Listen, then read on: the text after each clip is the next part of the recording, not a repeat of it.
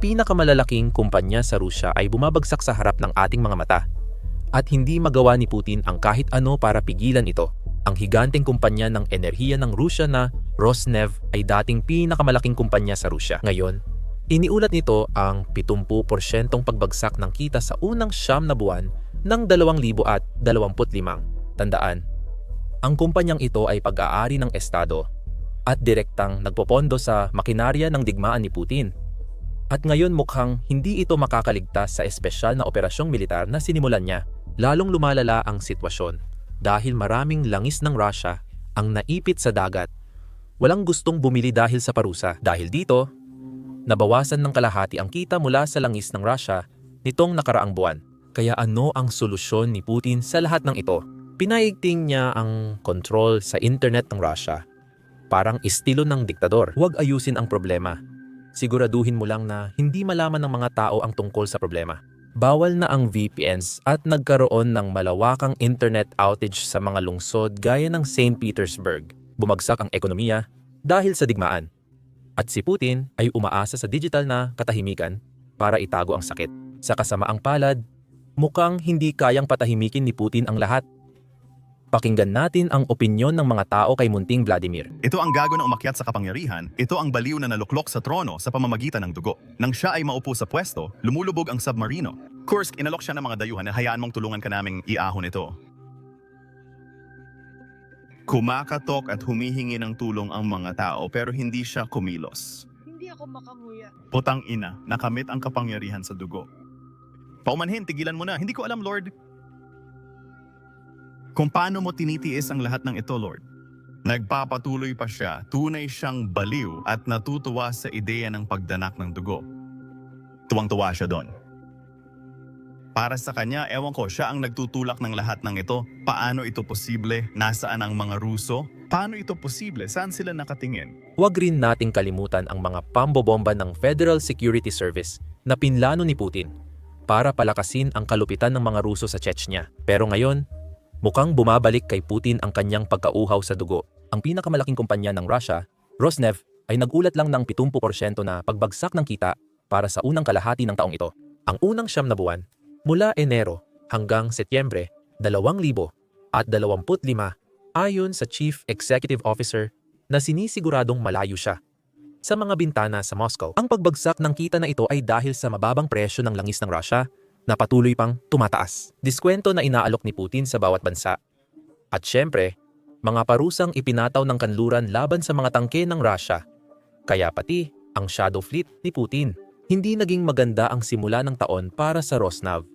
At noong Oktubre 22, lalo pang lumala ang sitwasyon.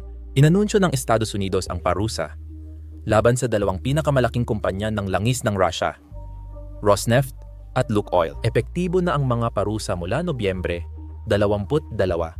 At ngayon may resulta na tayo kung gaano ito nakaapekto sa kanilang kita. Isang record na dami ng langis ng Russia ang ngayon ay naipit sa dagat dahil ayaw ng sumugal ng mga mamimili na tanggapin ito. Tingnan mo ang chart na ito. Pinapakita kung gaano karaming langis ng Russia ang nasa mga tanker sa dagat. At tingnan mo kung paano tumaas ng husto ang dami niyan simula noong katapusan ng Oktubre. Dito inihayag ng Estados Unidos ang mga parusa at inaasahang tataas muli sa katapusan ng Nobyembre. Diyan nagsimulang ipatupad ang mga parusa. Ngayon, may simpleng tanong dito. Bakit patuloy na magpapadala ng langis ang Rusya kung wala naman silang mamimili? Kung ayaw naman ng mga mamimili na bilhin ito? May kinalaman ito sa pagpapakitang tao ni Putin. Gusto niyang ipaalam sa publiko sa Rusya na hindi naapektuhan ng mga parusa ang export ng bansa. Kaya pinupuno ang mga tanker sa pantalan ng Rusya at doon ipinapadala. Maganda ang export numbers, pero wala namang bumibili ng mga langis. Ibig sabihin, palutang-lutang lang ang mga tanker. Pero alam mo kung saan natin makikita ang epekto nito? Sa kita ng Rusya. Mula katapusan ng Oktubre, bumaba ng 34% ang kita ng Rusya sa langis at gas. Halos isang katlo na yon. Sa totoo lang, eksaktong isang katlo. Na parang hindi pa sapat na masama yon. Kung susuriin pa natin ang mga numero, mukhang totoo nga. Bawat linggo, bumibilis ang pagbagsak. Ibig sabihin, bawat 7 araw ay mas kaunti ang kinikita ng Rusya mula sa pagbebenta ng langis kaysa sa kinita nila noong nakaraang 7 araw. Malaking problema yan para kay Vladimir dahil Kailangan niya ng pera para ipagpatuloy ang digmaan, kaya nag-aalok siya ng mas malaking diskwento sa mga refinery ng India at China, habang binabawasan ang pagbili ng langis na may parusa. Hindi ito pagkakaibigan, desperasyon ito. Kailangan ni Putin ng perang galing sa dugo at sa kasamaang palad. Ang tanging paraan niya para makabenta ay magbigay ng mas malaking diskwento. Labis itong nagpapahirap sa mga Ruso dahil malaking bahagi ng budget ng gobyerno ng Russia ay mula sa bentang langis at gas. Kung hindi makuha ni Putin ang perang iyon sa export, kukuha siya sa ibang paraan. Para kay Putin, hindi niya iniintindi ang paghihirap ng mga Ruso. Mahalaga lang sa kanya na manatili sa kapangyarihan. Pakinggan mo ito. Nang itutok ko ang karera ko sa pag-unawa sa baluktot na pananaw ng KGB ni Vladimir Putin, meron akong isang impormante noon na nagsabi sa akin na pakinggan mo kung mahirap ang araw na ito at mas mahirap pa ang bukas at gumagawa tayo ng napakaraming desisyon ngayon na magpapalala pa sa bukas, nananatili pa rin sa kapangyarihan si Vladimir Putin. Para sa kanya, maganda ang araw na yon. Nais lang niyang manatili sa kapangyarihan hanggat kaya niya. Malalim na ang hukay na ginawa niya. Pero tandaan mo, pera ang dahilan kung bakit bumabagsak ang bawat diktadura o siguro ang kawalan nito. Kahit hindi iniintindi ni Putin ang damdamin ng mga Ruso, mahalaga pa rin sa kanya na ituloy ang digmaan. Kadalasan, nawawala ang mga diktadura matapos matalo sa malaking digmaan. Kaya kailangan niya ng pera para bumili ng mga supply para sa kanyang hukbo. At kailangan niya ng pera para makakuha ng mga armas para sa kanyang mga sundalo na nasa Ukraine. O nakikita ba niya? Iyan ang tanong.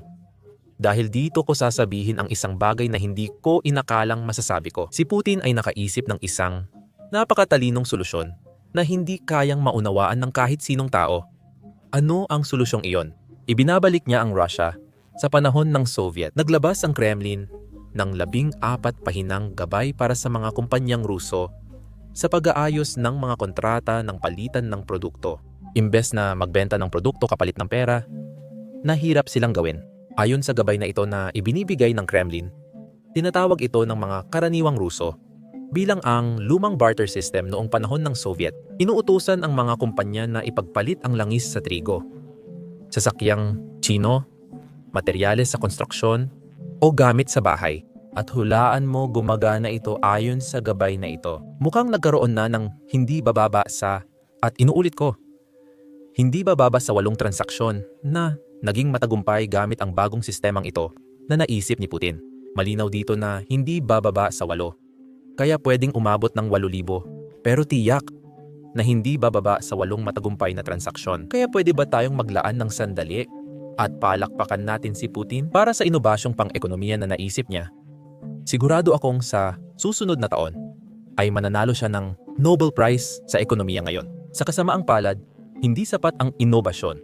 Kailangan pa rin ng gobyerno ng pera at kukunin nila ito sa kahit anong paraan. Inanunsyo ng mga opisyal ng Russia na gumagawa sila ng mahihirap na desisyon para masigurong makakaligtas ang Russia sa digmaan. Ang desisyong magtaas ng buwis ay mahirap.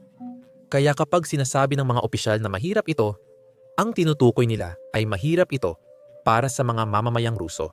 Duda ako na mararamdaman ni Putin at ng mga oligarko niya ang sakit ng buwis na ito. Pero kung isa kang mamamayang Ruso, huwag kang mag-alala. Ayon sa ministro ng pananalapi ng Rusya, hindi mararamdaman ng mga tao ang sakit mula sa pagtaas ng buwis na ito.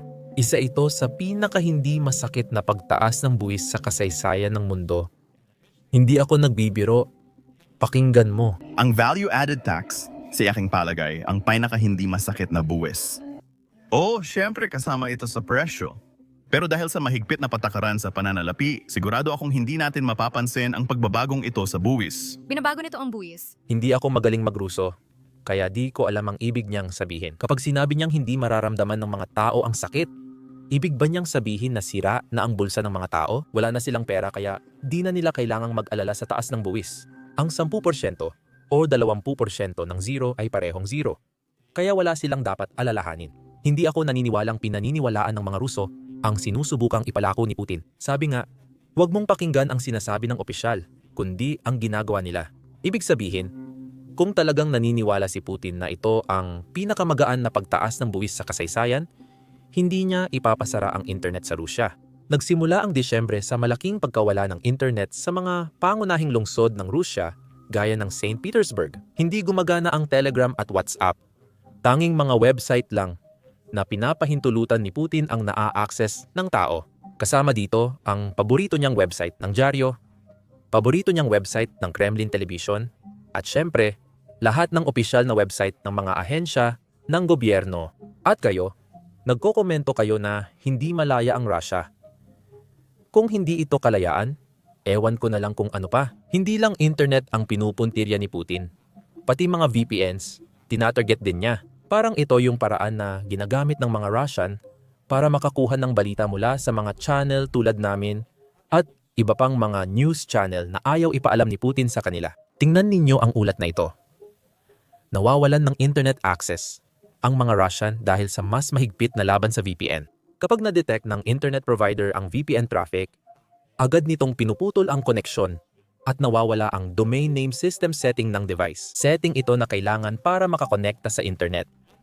Kapag nawala ito, nawawala rin ang internet mo. Lahat humihinto, walang naglo-load na website o search engine, puro buffering lang. Aha, nahuli ko kayo. Sa malas para kay Putin, bumabalik ito dahil may ilang Ruso na hayagang tumututol. Heto, mayroon tayong isang babaeng Ruso na nagrereklamo kung paano ang pamumuhay sa Russia ngayon ay parang pamumuhay noong sinaunang panahon. Oh, sige. Ang labo nito, nasa isolation tayo. Lumabas ako ng bahay tapos hindi na gumana ang telepono ko. Huminto ako sa gasolinahan at dinala ang card ko dahil hindi gumana ang mobile internet. Tapos pumasok din ako sa coffee shop. Hindi ako makabayad dahil ayaw gumana ang terminal, mobile internet at wifi nila. Umalis na lang ako kasi hindi tumatanggap ng card or QR code, cash lang ang pwede. Ngayon, kailangan na namang tumawag ang lahat. Nakaupo ako sa kotse at nakikinig ng radyo. Nakakainis, walang internet kaya di ko mapatugtog mga paborito kong kanta. Minsan, mas okay pang magmaneho ng tahimik kaysa makinig sa radyo. Siguro hindi na rin ako tututol gumamit ng cash. Pwede mo ring hindi magbayad ng buwis kung tutuusin. Pero may isa pang problema. Wala talagang sukli dyan, nakakainis. Paano kung 5,000 ang dala mo? Hindi ko pa alam ang gagawin ko dito. Galing ako sa shopping center pero hindi ako nakabayad ng kahit ano. Kasi hindi gumagana ang mga terminal ng maliliit na negosyo dahil wala na namang internet at dahil dito sino ang nahihirapan. Hindi lang ang mamimili, kundi pati na rin ang maliliit na negosyo. Malinaw kasi kaya ko namang mabuhay kahit wala ang mga bagay na ito. Sa madaling salita, hindi ako nakabili at hindi rin ako nakapag-withdraw ng pera. Tamad ako, hindi ako pupunta gaya ng karamihan, kaya ayan ang mga bagay, guys. Narito ang maraming datos. Pagdating ng mga unang rumesponde, agad nilang sinimulan ang pagliligtas ng mga tao sa guho. Nadiskubre nilang may 2 batang edad 2 at 13 na naipit sa debris. Sa kasamaang palad, hindi na ito bago.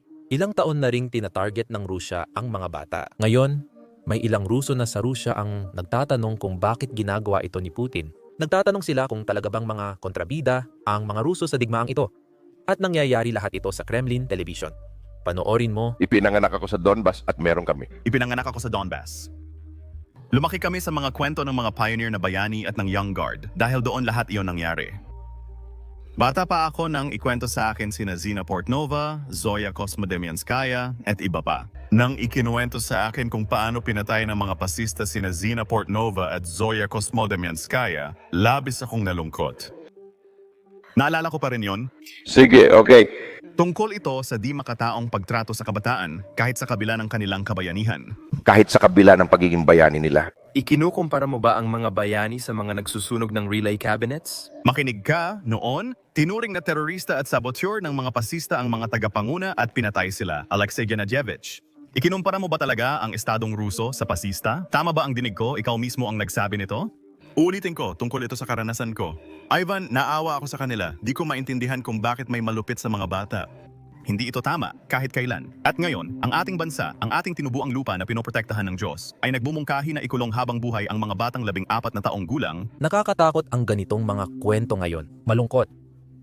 Pero sobrang dami na ng ganitong nangyayari sa Ukraine kaya hindi ko na kayang ipakita lahat dito sa YouTube. Bilang independenteng creator, wala kaming pribilehiyong tulad ng sa mainstream news channel sa YouTube. Ibig sabihin, kapag sobra ang graphic na ipinakita namin, pwedeng i-restrict o burahin ng YouTube ang video namin. Sa kabila ng lahat ng iyon, sinusubukan pa rin naming makover ang lahat ng kaya namin. Nakakainis makita na ang mainstream media na mas may pribilehiyo kaysa sa amin sa YouTube ay ayaw i-cover ang mga krimen sa digmaan ng Russia. Siguro natatakot sila. Or baka hindi lang talaga sila interesado. Ito mismo ang dahilan kung bakit namin sinimulan ang Business Basics. Ito ang sarili naming plataforma kung saan nagbibigay kami ng balita tungkol sa mga isyong ayaw talakayin o hindi interesado ang legacy media. Ang maganda dito, walang limitasyon ng website dahil kami mismo ang gumawa nito mula umpisa.